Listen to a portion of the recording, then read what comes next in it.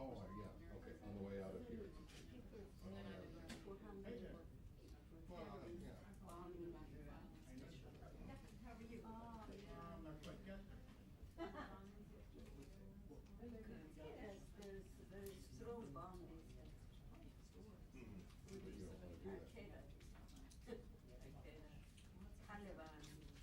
Where is everybody? They're up at the Army briefing. Oh, what's the Army briefing? The suicide report. I was not invited. Speak to Mr. Boyce about that. You're kidding? It's been everywhere. I mean, It's in the 3D something conference room, the next level up. It's been everywhere, what? I mean, it's been,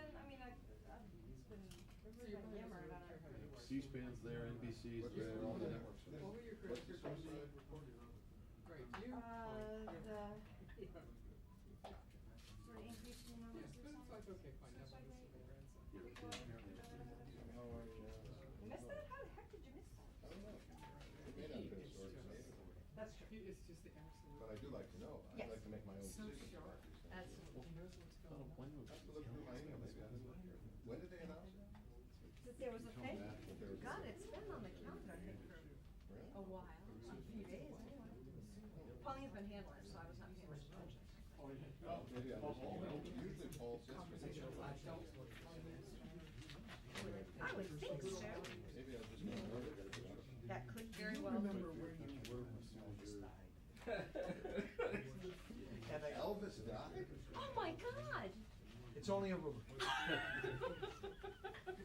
Maybe we can get confirmation. All right, Barbara.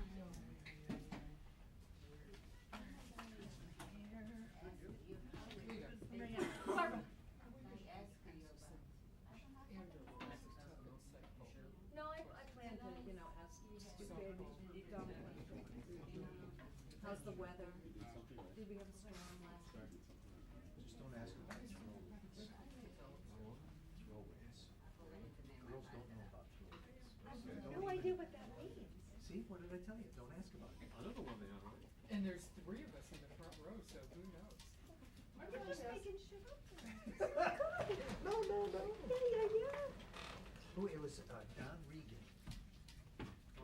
During the, when he was chief of staff for the Reagan House, in front of reporters, many of them women said, "Oh, girls don't know anything about this." It has to do with nuclear weapons. Oh, I thought it had to do with No, in the gym. No, it has to, Don Regan and Leslie Stahl and Andrea Mitchell, and can you imagine that crowd? I mean, he never lived it down. Which only proves it's really a good idea.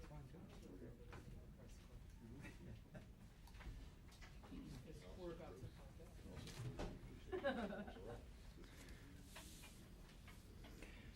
out. Good afternoon and welcome.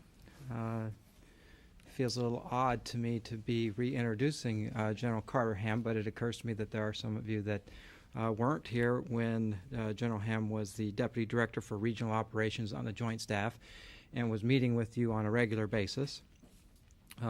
Since he's left the Joint Staff, he went and was the commanding general at Fort Riley, Kansas, and the commander of the 1st Infantry Division, and took them back to Iraq. He now serves as the Director of Operations for the Joint Staff and is here today to give you a operational overview and take some of your questions. And so with that, General Ham, I'd like to welcome you back. Thank you. If Brian thinks it's odd introducing me, it's clearly odd for me to be back here. I would make one correction. As much as I enjoyed my time with the 1st Infantry Division, I did not take the division headquarters back to Iraq. There's several brigades that are there, but the division headquarters did not deploy. And I would admit to a little bit of sadness, frankly, at having left Fort Riley after an all too brief year with the soldiers and families of the Big Red One. It was pretty special. But I would tell you also that it's a little bit humbling and certainly an honor to be back here with the extraordinary people that make up the Joint Staff and work here. And I would include this group, many of whom it's nice to see again, that are in that group of extraordinary people who make this 5-sided puzzle palace seem to work sometimes. It's been a few weeks since we provided our last operations update from the Pentagon, so I'd like to do that, to make a couple of comments and and then get on to your questions. In Iraq, as part of recently launched Operation Phantom Strike, U.S. coalition and Iraqi forces are operating and establishing presence in areas where we've not habitually operated recently. Phantom Strike is about keeping the pressure on the enemy and building on the results of previous operations such as Phantom Thunder. And I think you know General Odierno will be available tomorrow, and I think we'll talk some specifics about that. We're about 2 months now into the surge, and there are today approximately 162,000 U.S. forces inside Iraq. And that number, as you know, will fluctuate over time as units move in and move out of Iraq. This fall, for example, there will be a period where there will be up to 5 brigades simultaneously transitioning, and so we'll see a spike during that transition period, up to as high as perhaps 171,000, and then as the transition completes, we'll get back to the levels that we are today. And as U.S. and other coalition forces expand their operations, it's important to note that so do the Iraqis. And it's very, very rare today for any operation to not include Iraqi forces. In fact, many are Iraqi-led, and some are Iraqi-only, though the Iraqi-onlys are usually accompanied by their advisors. For example, Iraqi security forces planned, led, and executed their own operation to protect the tens of thousands of Shia pilgrims who marched recently from all over the region to the shrine in north-central Baghdad in celebration of the death of the 7th Imam. In years past, many of you know this is an event that was marred by high levels of violence and significant civilian casualties. This year, Iraqi police and the Iraqi army were able to execute their security plan. They controlled the crowds, and ultimately there were no civilian deaths due to insurgent attacks. And now there's certainly challenges for the U.S. and for the Iraqis as development of Iraqi security forces, Iraqi army, and the Iraqi police forces continue. But this is an event to include that some progress is being made, and I think it's noteworthy. In Kabul, the governments of Afghanistan and Pakistan recently concluded their peace jirga. The purpose of this landmark event was to address crucial cross-border issues such as curbing the Taliban and fighting terrorism. And it really falls to others to address the outcomes of the historic meeting. From a security aspect, I'd note that the security for the jirga was planned and conducted by the Afghans, and they did so with great professionalism. And to the credit of the Afghan security forces, the jirga occurred and concluded without disruption. If we come to our own hemisphere, there are several weather-related issues that bear monitoring. The loss of life and property damage resulting from the earthquake off the coast of Peru is certainly regrettable. The U.S. Navy hospital ship Comfort is nearby in Ecuador. Comfort is providing humanitarian assistance to the people of 12 nations in the Caribbean, Latin, and South America. It was only recently in Peru and has already provided service to over 178,000 medical services, including over 500 surgeries. Tropical Storm Erin, you know, has made landfall in Texas, and though we have not received any requests for DoD assistance, our coordinating officers are in close contact with civilian officials. And Hurricane Dean is approaching the U.S. Virgin Islands and Puerto Rico, and there, too, we have answered a FEMA request to position a defense coordinating officer and a communications team to work with civilian authorities. Here in the U.S., the Defense Department, acting in support of civil authorities, has provided some airlift to move seismic and video equipment in support of the search for the missing miners in Utah. And I think you are aware that we have a Navy mobile dive and salvage team from Norfolk, Virginia, who's assisting in the bridge collapse recovery effort in Minnesota. Finally, I'd ask you today to always remember those who have been killed or wounded in the conduct of current operations. We should all keep their families in thoughts and prayers, and those families carry the heaviest load. And today I think it's appropriate that we especially remember those service members whose duty status and whereabouts are presently unknown. And with that, I would be glad to take your questions. Lita, please. General, just back on Afghanistan. Can you give us some further details on the Tora Bora offensive, including maybe the number of troops involved, and whether or not any al-Qaeda operatives, which we understand may have been part of the intelligence leading to beefing up the offensive, have either been killed or captured? And can you at least detail in some degree what cooperation or coordination the U.S. and the Afghans are having with the Pakistanis in this offensive? When the insurgents move, they move generally back across the border into Pakistan. The Regional Command East, under General Rodriguez, conducts frequent operations in their area, almost always based on significant pieces of information of Taliban movements or positions. So in this instance, they had a credible reporting that there was a sizable Taliban force in the Tora Bora area, and so Regional Command East appropriately planned and is now conducting an operation to strike those targets. It is joint U.S. and Afghan, several hundreds involved in the operation.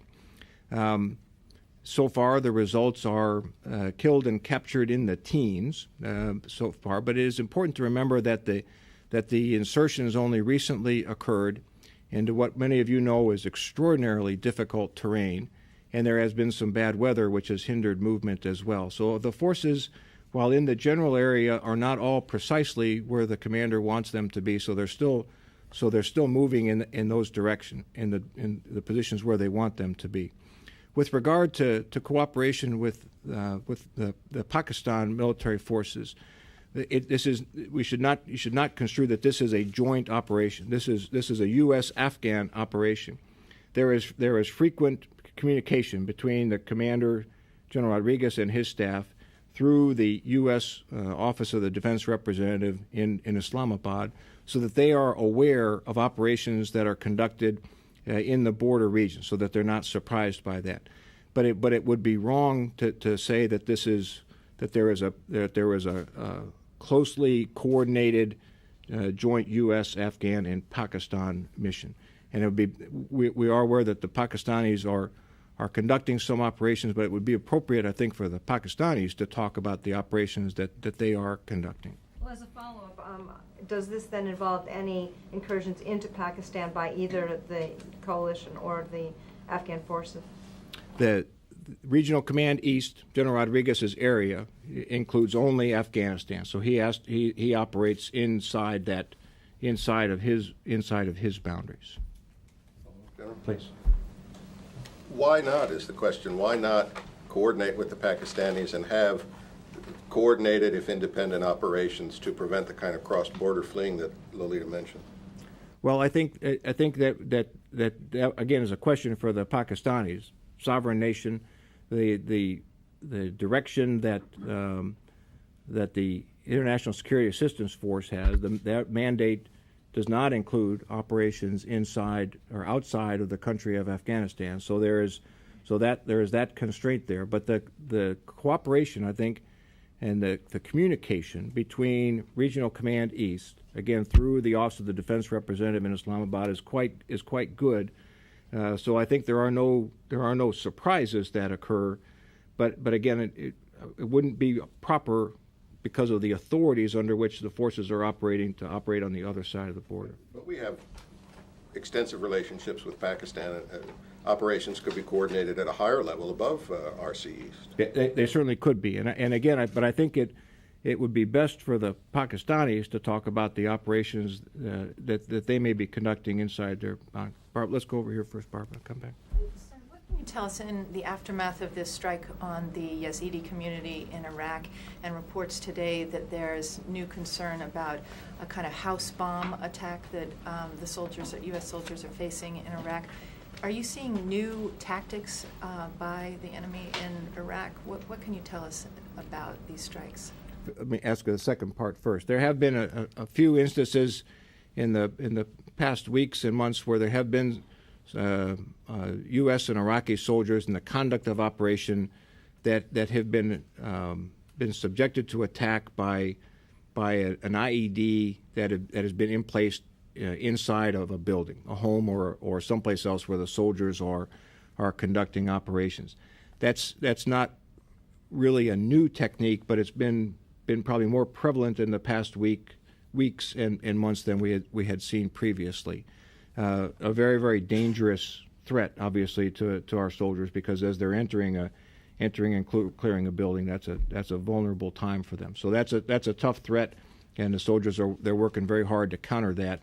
And I think General Odierno probably could talk a bit in more detail than I could.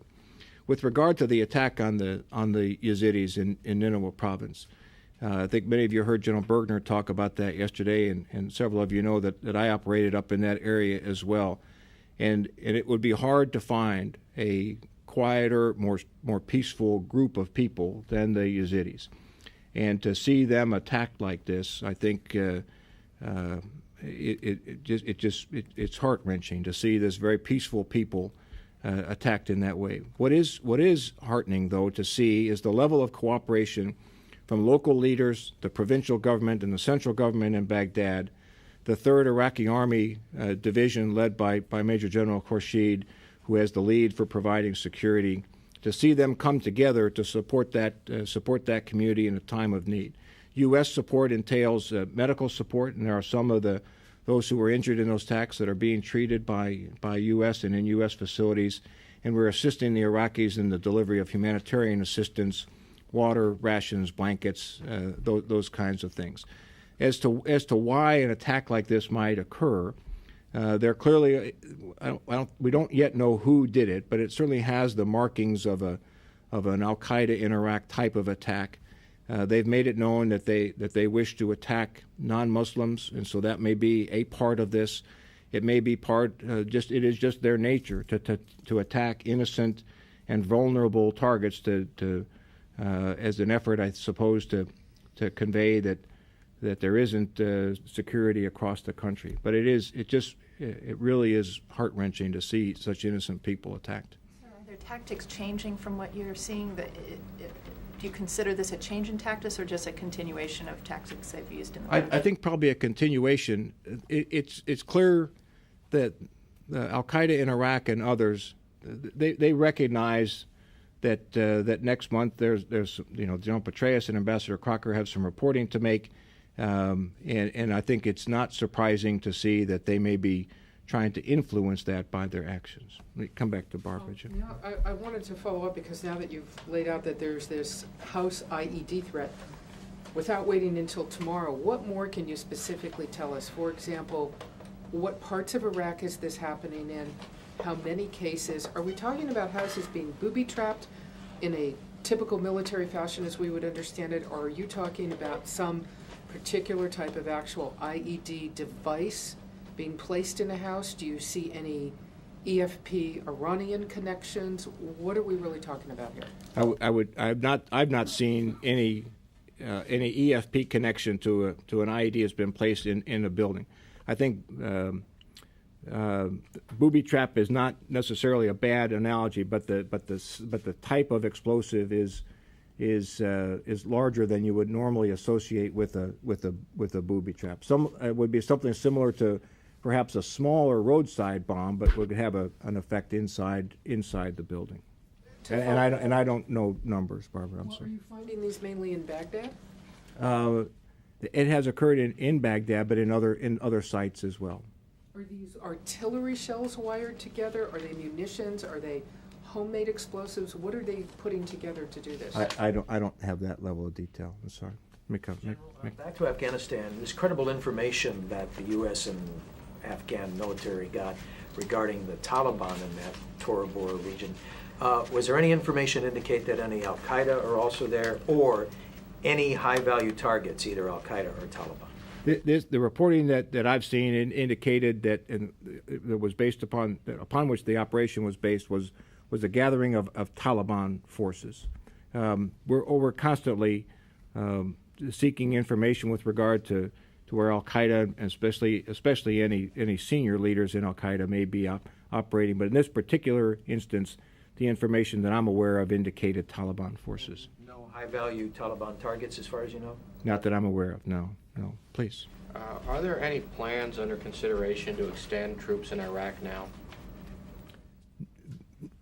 Not beyond the 15 months boots on the ground, the decision that Secretary Gates made. So those forces that have deployed, that have been extended, those who some deployed, expecting to deploy for 12 months, have been extended to 15 months, but certainly not beyond that. Yes, please. General, Admiral Mullen in his testimony said that the surge begins to end in April when the first of the surge brigades leave next April.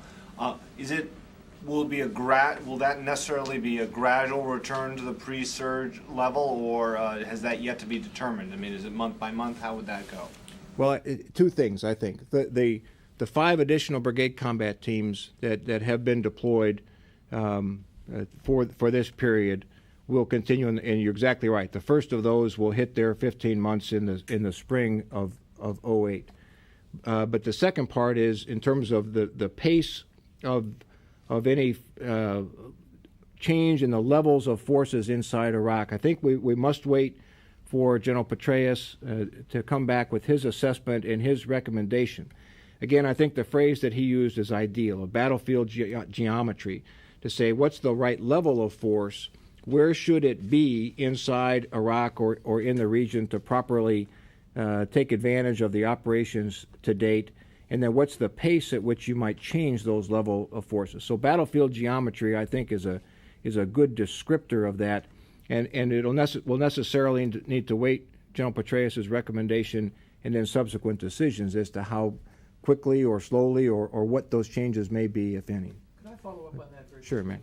Can you tell us what the Joint Chiefs are doing? We understand that they're preparing their own set of assessments or recommendations that will also be submitted to the White House along with General Petraeus's.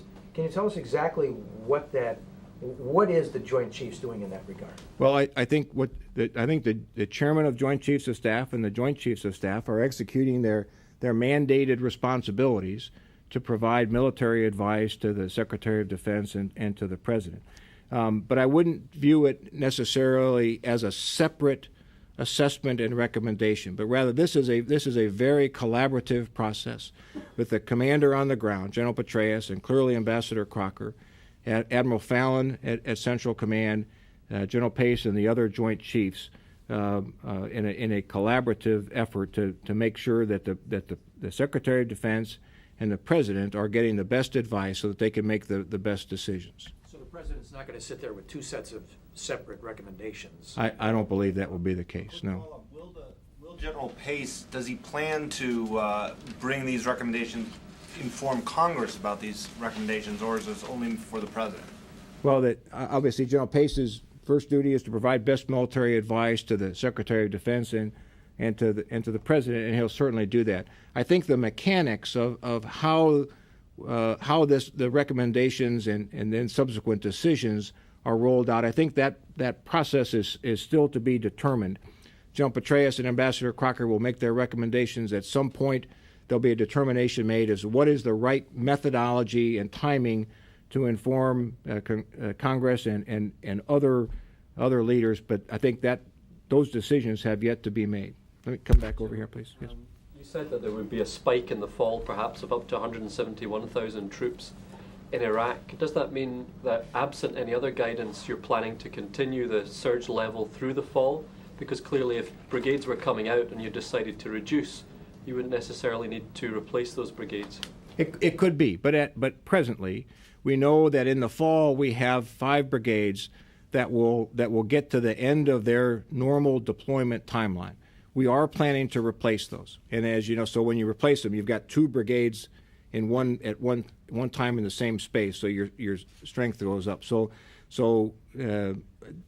please don't read more into this than there is. This is scheduled and expected unit rotations, but that because so many occur at the same time, there'll be an increase in troop levels. If there's a decision prior to that, then certainly that could change the level of force. But at present, that's what we're planning. And that would maintain the surge levels then. If you swap those brigades out, you maintain 20 combat brigades in Iraq. No, because again, the very first of the additional brigades which deployed will not reach the end of its deployment timeline until the spring of 08. So these are brigades that deployed pre-surge. I understand, but the overall level is 20 combat brigades, including the surge, and these rotations would maintain that level. It could, yes, that's right. And it could be a decision to reduce that. Please.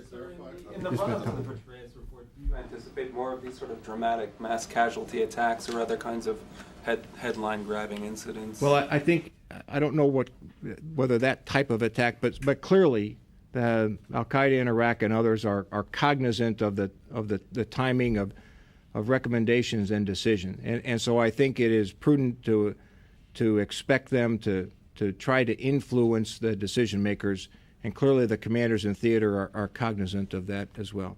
Maybe go just one more, I think. Just to clarify on the numbers, I thought you said earlier that there could be this spike to 171, but it would come back down to the current level. We were led to believe that 162 is itself a spike related to overlap of brigades. So what's your understanding of what the sort of surge baseline consistent figure is? I think where we are right now with the 5 additional brigades in country at about 162, as we get into several units transitioning simultaneously, we'll see that bump up, and then it'll come back to about 162, absent any other decisions with regard to force level. Maybe one more for somebody who hasn't asked one.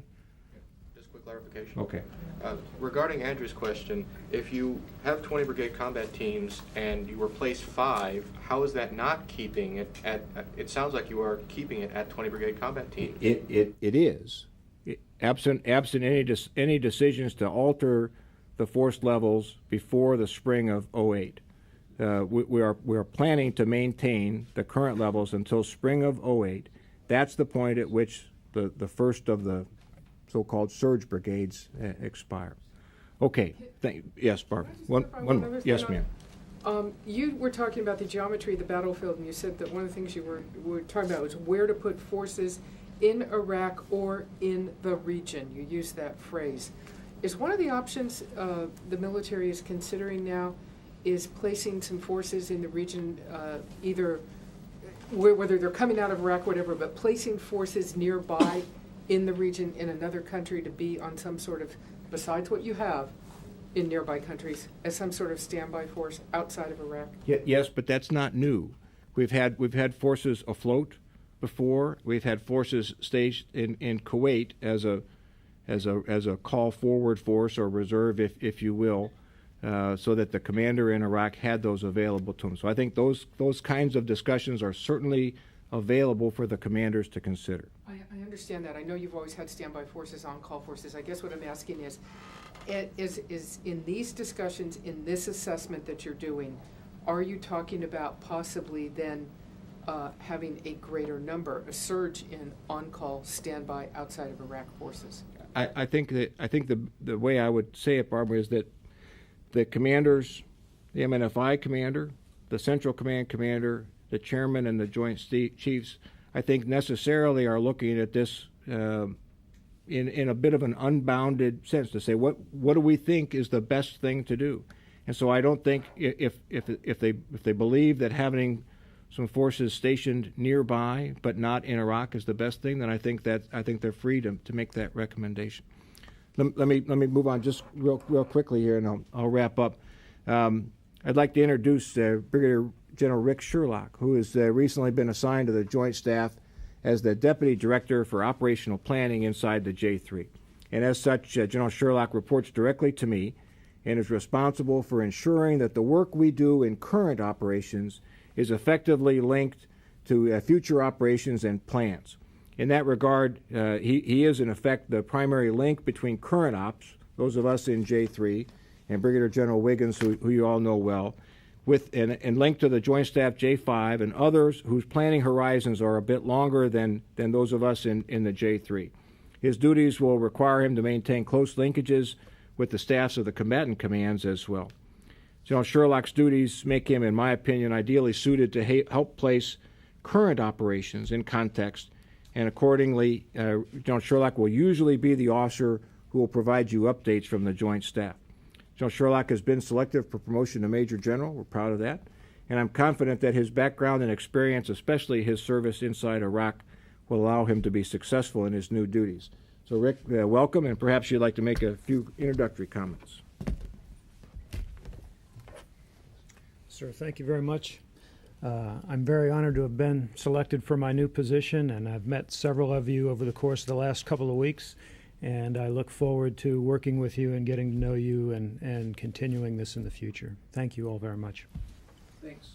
I would say it's good to be back, but I wouldn't lie. We were going to test your candor.